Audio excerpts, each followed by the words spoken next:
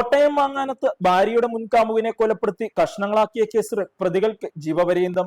കേസിൽ Muttambalam village collectorate ഭാഗത്ത് വെട്ടിമറ്റം വീട്ടിൽ കമ്മൽ വിനോദ് എന്ന് വിളിക്കുന്ന വിനോദ് കുമാർ, ഭാര്യ കുഞ്ഞുമോൾ എന്നിവരെയാണ് കോട്ടയം ജില്ലാ അഡീഷണൽ സെഷൻസ് കോടതി 2 ജഡ്ജ് ജെ നാസർ ശിക്ഷിച്ചത്. തെളിവ് നശിപ്പിച്ചതിന് കമ്മൽ വിനോദിന് 5 വർഷം കഠിന തടവ് ശിക്ഷ അനുഭവിക്കണം. ഈ 5 വർഷം കഠിന തടവ് പൂർത്തിയായ ശേഷം മാത്രമേ ജീവപര്യന്തം ആരംഭിക്കുകയുള്ളൂ. ഇതേ കുറ്റത്തിന് കമ്മൽ വിനോദിന്റെ ഭാര്യ കുഞ്ഞുമോൾക്ക് 2 വർഷം ശിക്ഷയുണ്ട്. എന്നാൽ ഇത് ജീവപര്യന്തത്തിനൊപ്പം ഒന്നിച്ച് അനുഭവിച്ചാൽ മതിയാകും. രണ്ടുപേർക്കും 5.50 ലക്ഷം രൂപ വീതം പിഴയും ശിക്ഷിച്ചു. പിഴയടച്ചില്ലെങ്കിൽ വിനോദിന് 2 വർഷവും കുഞ്ഞുമോൾക്ക് 6 മാസവും തടവ് അനുഭവിക്കണം. പിഴത്തുക കൊല്ലപ്പെട്ട സന്തോഷിന്റെ പിതാവിന് നൽകാനും കോടതി വിധിച്ചു. 2017 ഓഗസ്റ്റ് 23 രാത്രിയിലാണ് കൊലപാതകം നടന്നത്. ഓഗസ്റ്റ് 27 തലയില്ലാത്ത ശരീരഭാഗം 2 ചാക്കിൽ കെട്ടി ഉപേക്ഷിക്കപ്പെട്ട നിലയിൽ കോട്ടയം മാങ്ങാനം മന്ദിരം കലികിന് സമീപത്തു നിന്നും കണ്ടെത്തിയത്. പ്രതികളെ അറസ്റ്റ് ചെയ്തതിനു ശേഷം 28-ാം തീയതിയാണ് മൃതദേഹത്തിന്റെ തല സമീപത്തെ തുരുത്തേൽ പാലത്തിന് സമീപത്തു നിന്നും കണ്ടെത്തിയത്. വിനോദിന്റെ ഭാര്യ കുഞ്ഞുമോളും കൊല്ലപ്പെട്ട സന്തോഷുമായി ബന്ധമുണ്ടായിരുന്നുവെന്നും ഇതിൽ വിനോദിനുള്ള വൈരാഗ്യമാണ് കൊലപാതകത്തിന് കാരണമെന്നുമായിരുന്നു പോലീസിന്റെ കണ്ടെത്തൽ. കുഞ്ഞുമോളുടെ ഫോണിൽ നിന്നും വിളിച്ചതനുസരിച്ച് വീട്ടിലെത്തിയ സന്തോഷിനെ കമ്മൽ വിനോദ് തലക്കടിച്ച് കൊന്ന ശേഷം ശരീരം കഷ്ണങ്ങളായി മുറിച്ച് വിനോദും കുഞ്ഞുമോളും ചേർന്ന് ഓട്ടോറിക്ഷയിൽ കയറ്റി പലയിടത്തായി ശരീരഭാഗങ്ങൾ ഉപേക്ഷിക്കുകയായിരുന്നു. സ്വന്തം പിതാവിനെ ചവിട്ടിക്കൊന്ന കേസിൽ കമ്മൽ വിനോദ് വിചാരണ നേരിടുന്നതിനിടയിലാണ് സന്തോഷിനെ കൊലപ്പെടുത്തിയത്. യുവതിയെ ആസിഡ് ഒഴിച്ച് കൊലപ്പെടുത്തിയ കേസിൽ പ്രതിയാണ് കൊല്ലപ്പെട്ട സന്തോഷ്. സാക്ഷികൾ ആരും ഇല്ലാതിരുന്ന കേസിൽ സാഹചര്യ തെളിവുകളും ശാസ്ത്രീയ തെളിവുകളുടെ അടിസ്ഥാനത്തിലാണ് പ്രതികളെ കണ്ടെത്തിയത്. ഇവ പരിഗണിച്ചാണ് പ്രതികൾ കുറ്റക്കാരെന്ന് കോടതി വിധിച്ചത്.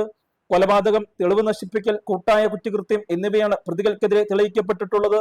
സാഹചര്യ തെളിവുകളുടെയും ശാസ്ത്രീയ തെളിവുകളുടെയും അടിസ്ഥാനത്തിലാണ് കോടതി പ്രതികൾ കുറ്റക്കാരെന്ന് കണ്ടെത്തിയത്.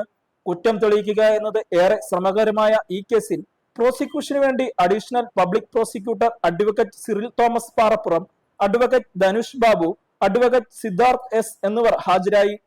കൂടാതെ ഈ കേസിലെ ഫസ്റ്റ് ബോഡി ഐഡന്റിഫൈ ചെയ്യുന്നത് നിങ്ങൾക്ക് അറിയാവുന്ന പോലെ തന്നെ 23/8/2017 തീയതി ഇവിടുത്തെ ഈസ്റ്റ് SHO ആയിരുന്ന യു ശ്രീജിത്ത് ആയിരുന്നു. അതിനുശേഷമാണ് ഇൻവെസ്റ്റിഗേഷൻ DYSP ആയ സാജു വർഗീസ് ഏറ്റെടുക്കുന്നത്. സാജു വർഗീസ് വളരെ നല്ല രീതിയിൽ തന്നെ ഈ ലിങ്ക് ചെയ്ത് കൊണ്ടുവന്നു. അപ്പോൾ ഇത് എല്ലാത്തിനും കൂടെ ഒരു കൂട്ടായ പ്രവർത്തനമാണ്. അത് ഏറ്റവും കഷ്ടപ്പെട്ടു, ഒത്തിരി കഷ്ടപ്പെട്ടു. ഇതിൻ്റെ അകത്ത് ഏറ്റവും വലിയ കുഴപ്പമെന്ന് പറഞ്ഞു കഴിഞ്ഞാൽ 55 സാക്ഷികളെ വിസ്തരിച്ചതിൽ എല്ലാവരും തന്നെ കൂറുമാറുമായിരുന്നു.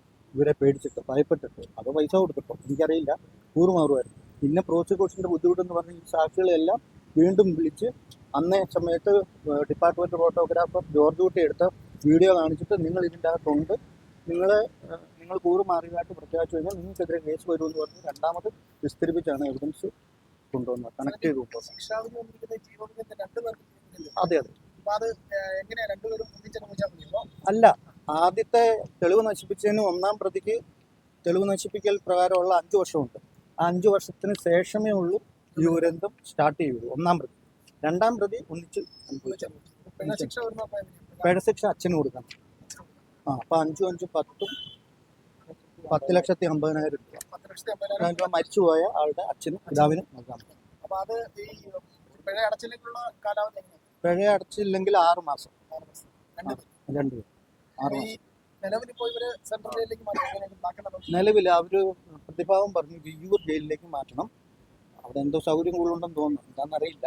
അപ്പോൾ ഞാൻ പറഞ്ഞു അത് പറ്റില്ല, കഴിഞ്ഞ ഒരു കേസിൽ ഇതുപോലെ ശിക്ഷിച്ച കേസിൽ സബ് ജയിലിലേക്ക് തന്നെ വിട്ട് പിന്നെ ജയിൽ സൂപ്രണ്ടിൻ്റെ കത്തോ വല്ലതും കിട്ടി അങ്ങനെ എന്തെങ്കിലും അവരവിടെ അപേക്ഷ കൊടുത്തിട്ട് കോടതി വരുമ്പോൾ കോടതി അലോ ചെയ്തിട്ട് എന്നാണ്. അപ്പോൾ തലയില്ലാത്തൊരു ശരീരഭാഗമായിരുന്നു. അപ്പോൾ മരിച്ചത് ആരാണ് എന്നുള്ളത് കണ്ടെത്തുക എന്നുള്ളത്, തിരിച്ചറിയുക എന്നുള്ളതാണ് ആദ്യത്തെ ഏറ്റവും വലിയ കടമ്പയായിട്ടുണ്ടായിരുന്നത്. അത് സക്സസ്ഫുൾ ആയതുകൂടി ഞങ്ങൾക്ക് ഇത് മരിച്ച ആരാണെന്നും അയാളുടെ വൈരാഗ്യമുള്ള ആരാണെന്നും അങ്ങനെ ഈ പ്രതിയിലേക്ക് എത്താനും പിന്നെ ശാസ്ത്രീയമായി ദൃക്സാക്ഷികളില്ലാത്തതുകൊണ്ട് സംഭവ സ്ഥലത്തു നിന്നും സാഹചര്യങ്ങളിൽ നിന്നുണ്ടായിരുന്ന എല്ലാ വളരെ ശാസ്ത്രീയമായ തെളിവുകൾ, അതുപോലെ തന്നെ മൊബൈൽ ഡീറ്റെയിൽസ്, ഡോക്യുമെൻ്ററി എവിഡൻസുകൾ, ഇങ്ങനെയെല്ലാം കൂടെ മറ്റ് സാഹചര്യ തെളിവുകൾ ശേഖരിച്ച് ഒരു കുറ്റമറ്റ രീതിയിൽ കുറ്റപത്രം ബഹുമാനപ്പെട്ട കോടതി സമർപ്പിക്കാൻ പറ്റിയതുകൊണ്ടാണ് ഇങ്ങനെയൊരു വിധി ഇപ്പോൾ ഉണ്ടായത്. അതിൽ വളരെ സന്തോഷമുണ്ട്.